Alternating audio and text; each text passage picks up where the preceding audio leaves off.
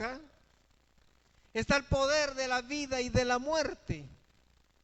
Entonces Dios nos ha dado poder a nosotros para poder decir lo que es bueno y lo que es malo, lo que puede venir, lo que yo quiero, con ese poder y con esa autoridad.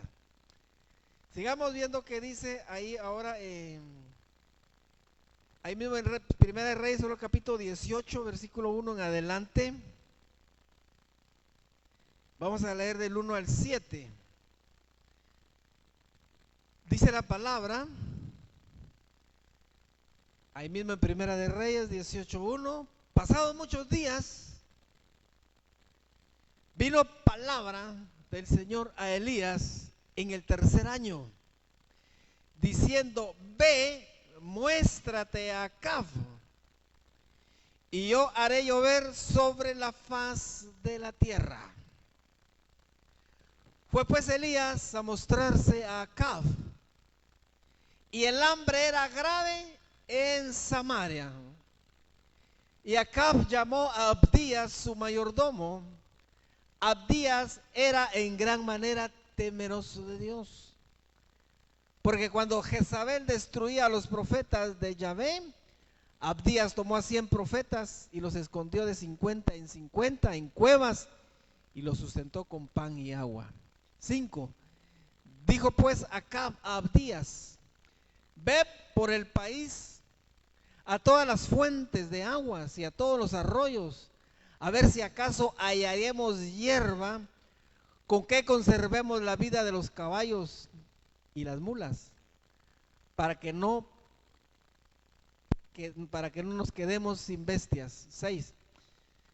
Y dividieron entre sí el país para recorrerlo. Acab fue por un camino y Abdías fue separadamente por otro.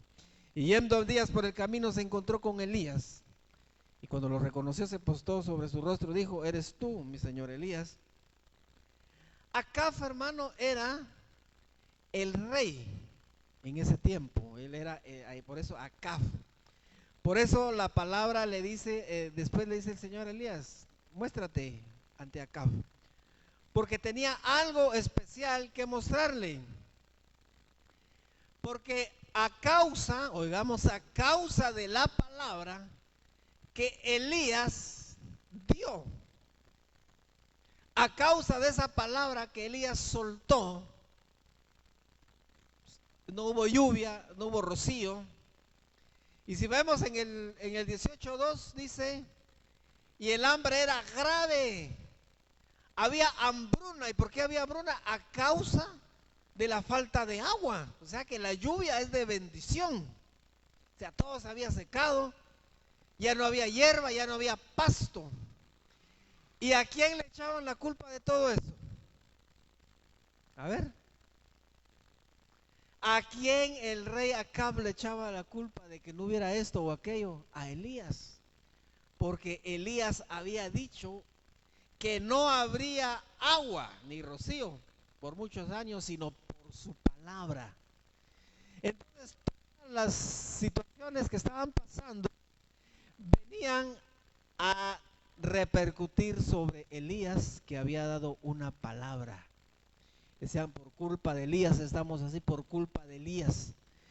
Entonces, hermanos, tenemos que ver realmente que no somos, que la palabra tiene poder.